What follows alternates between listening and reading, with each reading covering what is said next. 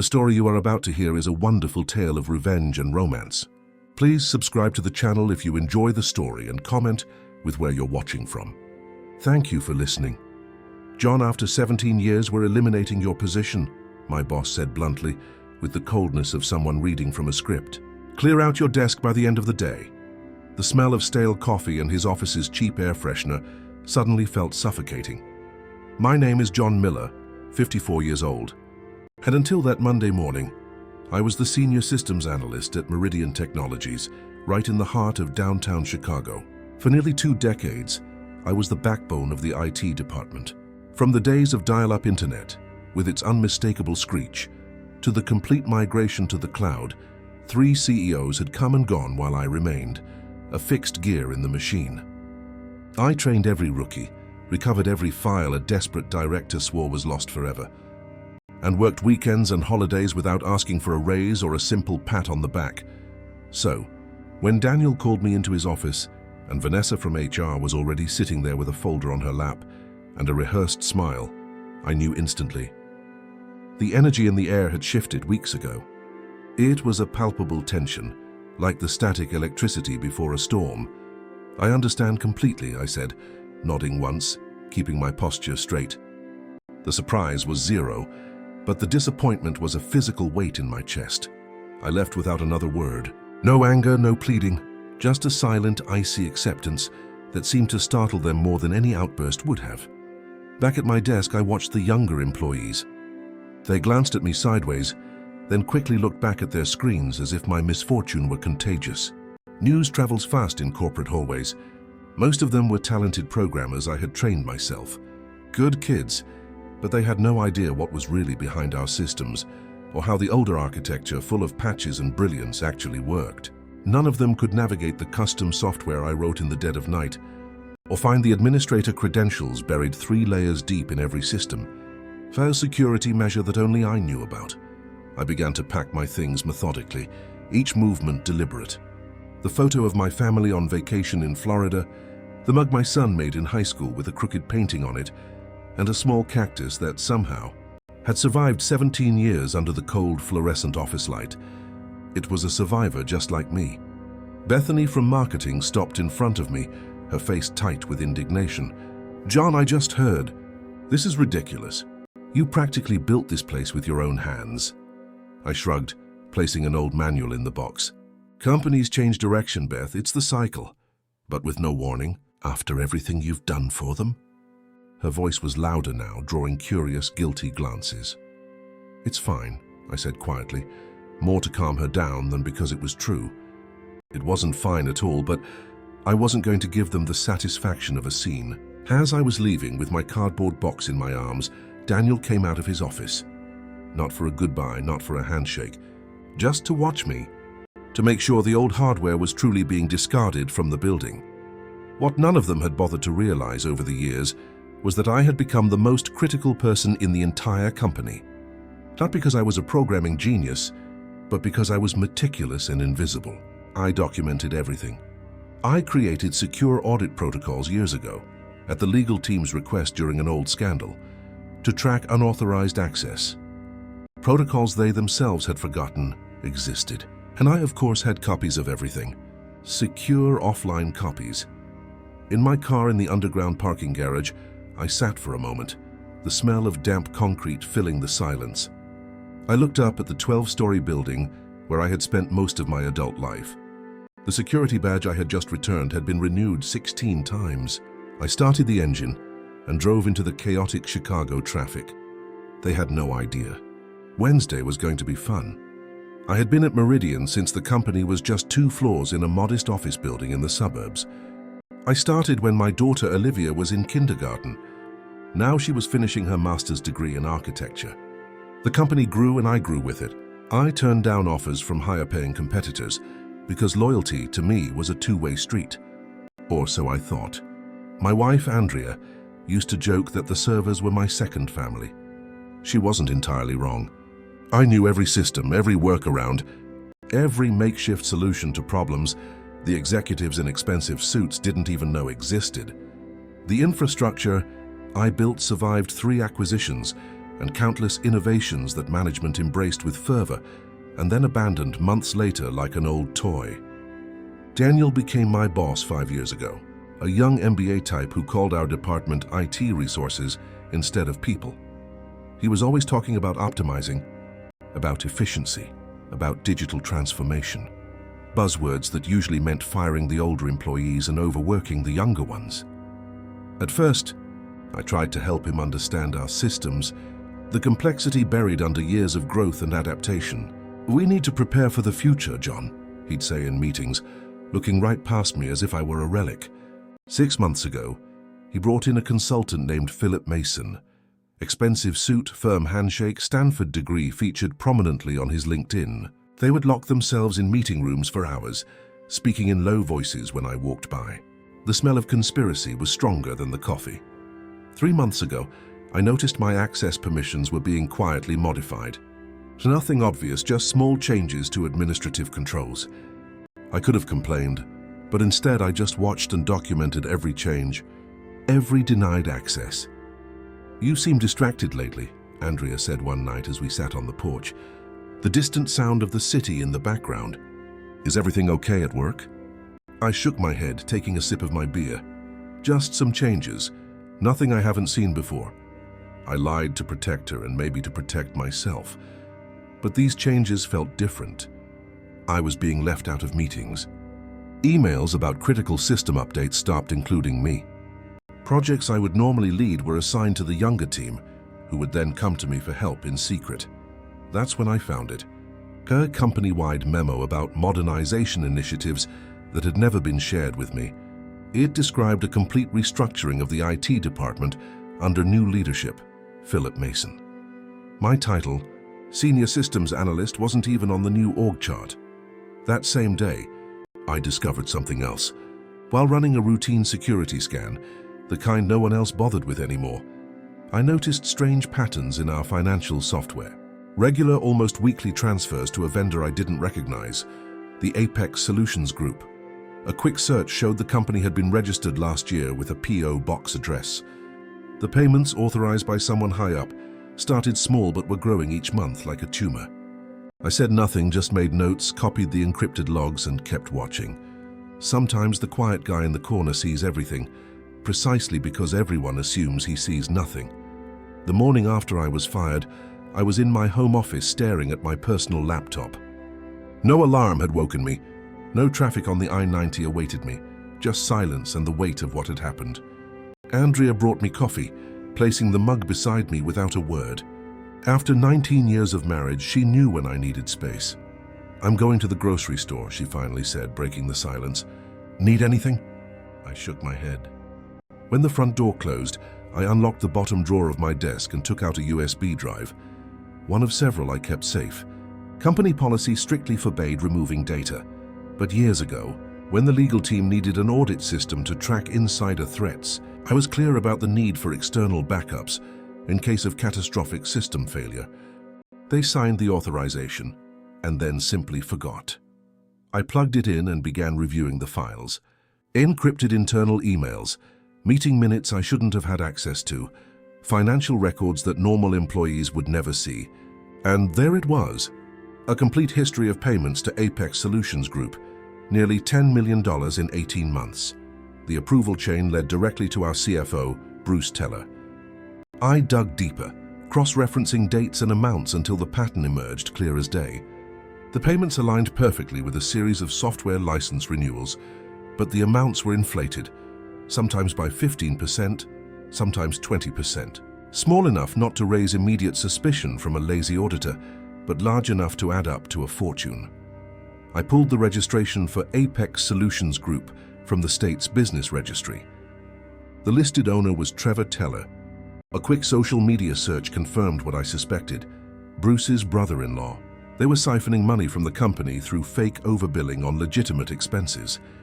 I leaned back in my chair, feeling something shift inside me. It was no longer just disappointment. It was a cold, focused anger, as precise as a laser. For 17 years, I had solved problems, fixed systems, protected data. I was the reliable guy, the constant presence who never caused trouble, and they had discarded me like old hardware.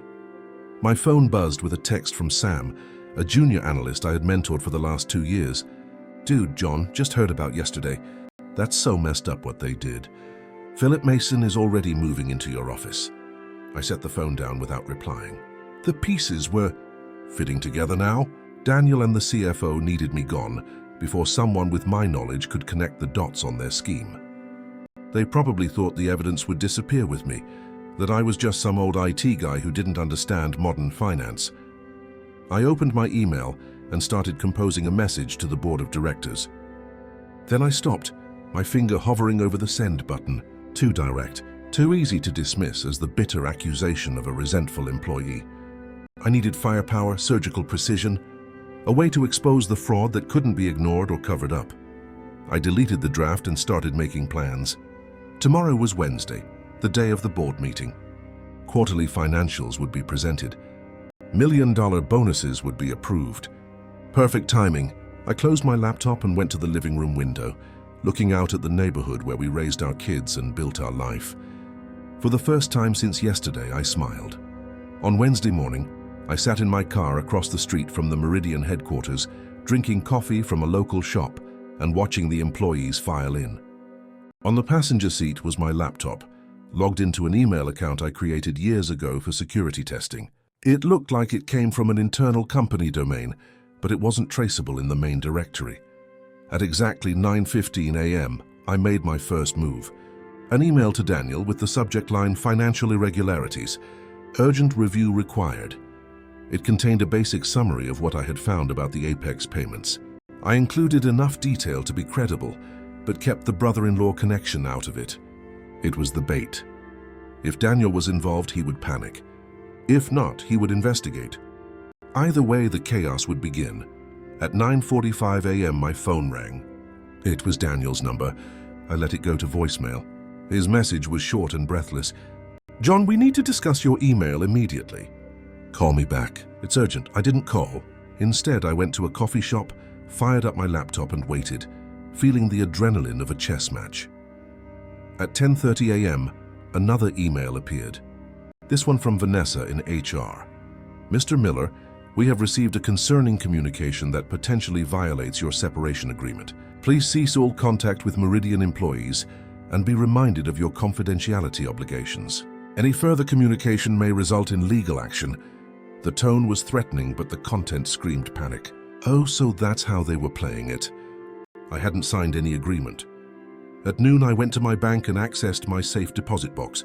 Inside was another backup, older but with critical information I hadn't included on my regular drives. Among the files were original security protocols I designed, including the documentation of who had access to which systems and when changes were made. According to these records, Bruce Teller had personally requested expanded access to the financial approval systems 18 months ago, exactly when the Apex payments began. It was the smoking gun. Back at home, I found 3 missed calls: Daniel, Vanessa, and now Philip Mason. I hadn't expected him to get involved so quickly. Interesting. I checked my personal email and found a message from Sam marked urgent. "John, they're saying you sent some crazy email about fraud. Philip called an emergency meeting. Everyone's talking about it. They're cutting off your access to everything, even historical stuff. What is going on?" Poor kid. Caught in the crossfire. I sent a brief reply. "Don't get involved, Sam, just watch. And back up your work." At 3:00 p.m., my landline rang. A number I hadn't used for business in years. I answered but said nothing. Silence was a weapon. "John, it's Bruce Teller." His voice was firm, controlled, but I could hear the tension behind it. "We should talk about your concerns. I think there's been a misunderstanding." "Is that what you call embezzling $10 million? I asked, my voice calm. "Look, transition periods are always difficult. If you have questions about the company's finances, there are proper channels, like the board." I cut him off. "The board doesn't need to be bothered with operational details, right, Bruce?" Silence on the other end of the line. I could almost hear him sweating. "Why don't we meet tomorrow? Just you and me. We can resolve this amicably." "Sorry, I'm busy tomorrow," I said. "Besides, I think the board might actually be very interested in Apex Solutions Group and your brother-in-law, Trevor." His sharp intake of breath told me everything. Checkenbasis, you're making a serious mistake, he finally said, his voice low and threatening. We can work this out. A generous severance references whatever you need. Goodbye, Bruce, I said and hung up. Within 10 minutes, Vanessa emailed again. Suddenly, my severance package had doubled in value, with an attached agreement demanding my total confidentiality on all company matters, past, present, and future. They were panicking now, but they still thought they were dealing with a simple blackmail attempt by a fired employee. They had no idea how deep the hole they were in was. Thursday morning brought clarity and confirmation. I spent the entire night combing through years of data, connecting dots I had previously overlooked. The Apex scheme wasn't Bruce's first creative accounting project. 3 years ago, shortly after he became CFO, another pattern emerged. Consulting fees for a company called Lakeside Business Solutions. Different name, same game. Inflated invoices for services that were either partially rendered or never rendered at all. I traced Lakeside's registration. This one led to Patricia Teller, Bruce's wife. The woman was apparently the CEO of a company with no website, no employees, and a virtual office address. But the big reveal came when I dove into the encrypted email archives. Daniel was not only aware of these arrangements, he had helped facilitate them. In return, his department received budget increases while others faced cuts. He was brought in specifically because the previous director started asking questions about IT spending. Even Philip Mason was connected. His consulting firm was hired through an unusual process that bypassed normal procurement channels. His real role wasn't to modernize IT. It was to eliminate the one person who might notice the financial patterns. The scheme was elegant in its simplicity. Create shell vendors that looked legitimate, approve inflated payments, and split the difference.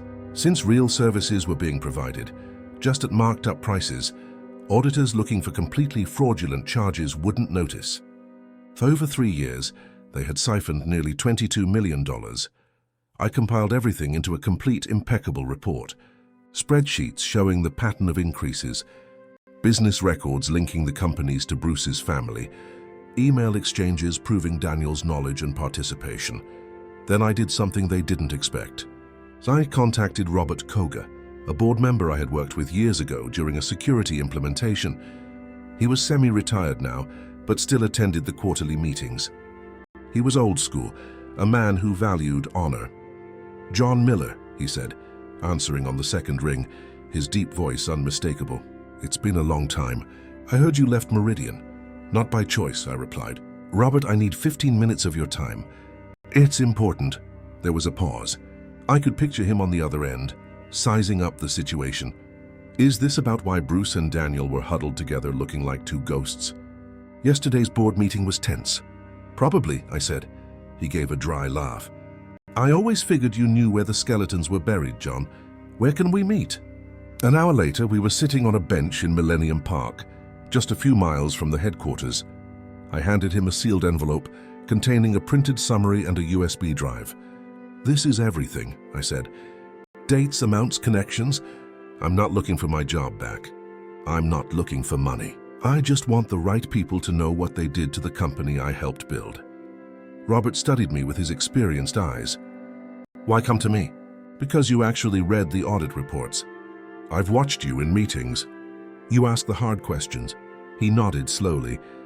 "There's an emergency board meeting tomorrow morning. Finance committee review. Convenient timing, John," he said, tucking the envelope into his inner jacket pocket. "If this is true, there will be serious consequences. I'm counting on it." As I was walking back to my car, my phone vibrated with a text from Andrea. "Someone named Philip Mason came by the house looking for you. Said it was urgent. I told him you were out. They were getting desperate." "Good." That afternoon, I received job offers from 2 competing firms, both for positions well above my previous one, both offering substantial signing bonuses. Word of my sudden availability had spread. I ignored them for now. This wasn't about finding another job. It was about finishing what they had started. That night, using emergency credentials that should have been revoked but weren't, a sloppy IT transition by Philip, I accessed the company's email server one last time, and I scheduled a message to be delivered to every member of the board at 8 a.m. the next morning. The subject was simple. "Before you approve the Q2 bonuses, read this. Attached was my full report. Checkmate. Friday morning dawned clear and bright. I was sitting on my porch with coffee, watching the neighborhood wake up. No alarm clock, no commute, just the sweet, tense anticipation. At exactly 8 a.m., my scheduled email delivered its payload to the board members. At 8:17 a.m., my phone started ringing off the hook. Numbers I didn't recognize. Likely assistants to board members desperate to find me. I let every call go to voicemail. At 9 a.m., the Emergency Finance Committee meeting would begin. Robert Koga would be there with my documentation in hand, watching the reactions as my email was discovered and discussed. I would have loved to be a fly on that wall. At 9:32 a.m., Sam texted me. "The FBI is here. Bruce and Daniel are being questioned in separate conference rooms. Philip looks sick in the corner of the hallway. What did you do?" I didn't reply. The gears were turning exactly as I had predicted. At 10 a.m., Meridian's general counsel called. Unlike the others, I answered this one. "Mr. Miller, this is Patricia Graves from Legal. We need you to come in immediately to discuss the information you provided to the board." "I'm available by phone," I replied calmly. "This really requires an in-person discussion." "No, it doesn't," I interrupted her. "Everything I know is in that report. Everything I have is already backed up in multiple secure locations with instructions to be released if anything happens to me. If something happens to me or my family, additional copies go to the SEC, the IRS, and 3 major news outlets." A heavy, calculated silence. "Mr. Miller," she finally said, her voice carefully controlled, "the board is taking this extremely seriously. They have already placed several executives on administrative leave. They would like your cooperation." I have fully cooperated by providing the complete documentation. My part is done. After she hung up, I drove to a restaurant in a quiet suburb. No sense in being easily found today. Over lunch, the news began to break on business websites. Meridian Technologies executives under investigation for financial irregularities. No names yet, but that would come. At 2 p.m., Robert Koga called. "It's a bloodbath," he said bluntly. "Bruce confessed when we confronted him with your evidence, trying to cut a deal, blaming Daniel for pressuring him. Daniel is denying everything, and Philip claims he was just a consultant who had no knowledge of financial matters. The board isn't buying it. We've suspended all 3. Forensic accountants are coming in on Monday. Initial estimates suggest at least $23 million embezzled, maybe more." I nodded to myself. I had been close. "The board wants to talk to you," Robert continued, "about coming back. Not just to your old role. They're creating a new position. Chief Information Security Officer, reporting directly to the board." I had anticipated this possibility, but it still felt surprising how quickly it came. "I'll think about it," I said. That night I told Andrea everything. She listened without interrupting, then asked, holding my hand, "What do you want to do, John?" Good question. The revenge part was complete. The people who pushed me out were being pushed out, likely facing criminal charges. Justice had been served, cold and precise. But going back to Meridian meant returning to the place that discarded me. Could I do it? Did I want to? "I need time to decide," I said finally. Later, I opened my laptop one last time and posted a single message on my LinkedIn profile, which had been dormant for years. Never burn bridges. Just let them collapse under the weight of their own greed. Within minutes, former colleagues began to reach out. The news was spreading. The quiet IT guy had taken down 3 executives without raising his voice. By Monday, everyone would know exactly who they had underestimated. On Monday morning, I walked into the Meridian headquarters wearing a suit I hadn't needed in years. The security guard did a double take, then quickly printed me a visitor's badge. "Welcome back, Mr. Miller," he said with newfound respect. The elevator ride up to the executive floor was quiet. I never had a reason to visit this floor before. Now I was expected in the boardroom. 10 board members sat around a polished table. Robert Koga gave me a slight nod as I entered. The interim CEO, formerly the COO, looked uncomfortable. "Mr. Miller," she began, "thank you for coming. The situation you've brought to light is unprecedented." I remained silent, letting her talk. "The full extent of the fraud appears worse than initially reported," she continued. "The forensic team has identified nearly $26 million in embezzled funds. Criminal charges are being prepared. Still, I waited. Robert cleared his throat. "John, the board has voted unanimously to create a new executive position, Chief Information Security Officer. Full executive privileges, direct reporting structure to the board. We'd like to offer you the position."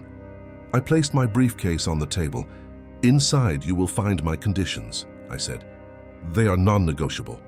The CEO opened it and read quickly. Her eyebrows shot up. Full audit authority across all departments. Independent budget veto power on financial technology decisions. A signing bonus equivalent to 5 years of my previous salary. I nodded once. "This is unusual," she said. "It was also unusual to embezzle $26 million, I replied. It happened because no one was paying attention. Now someone will be. The room fell silent. "You have until noon," I said, standing up. "I have other offers to consider." As I turned to leave, Robert asked, "Did you plan all of this, John?" I stopped at the door. I didn't plan on being fired after 17 years. Everything after that was just me doing what I've always done, identifying vulnerabilities in the system and implementing the appropriate security measures. At 11:47 a.m. they called. They had agreed to all my conditions. 6 months later, I was sitting in my new corner office reviewing security protocols for the next quarter. The view overlooked the Chicago skyline, a daily reminder of how much things had changed. Bruce Teller had pleaded guilty. In exchange for cooperation, he would receive a reduced sentence. Daniel was fighting the charges, but the evidence was overwhelming. Philip Mason had fled the country, but an extradition warrant was on its way. Most of the money had been recovered. My old team now reported to me, and I had promoted Sam to manage day-to-day operations. The kid had potential. He just needed someone to see it. A knock on my door drew my attention. Andrea was there, smiling. "Ready for lunch?" I nodded, grabbing my jacket. As we walked through the IT department, conversations briefly quieted. Not out of fear, but out of respect. They knew I could have destroyed the company, but I chose to save it, on my terms. In the elevator, Andrea squeezed my hand. "Happy?" I considered the question. The anger was gone. What remained wasn't happiness, but satisfaction. Closure. "I'm in control," I said. Outside, the October sun warmed our faces. My phone buzzed with a text from Robert Koga. "Board approved your security budget increase. A unanimous vote." I smiled slightly. No arguments, no questions. Just trust. Andrea noticed my expression. "What is it?" "Nothing," I said, putting the phone away. "Just thinking about bridges. Some collapse under their own weight. Others, after being repaired, become stronger than they ever were. This time I had built it the right way, with steel and concrete.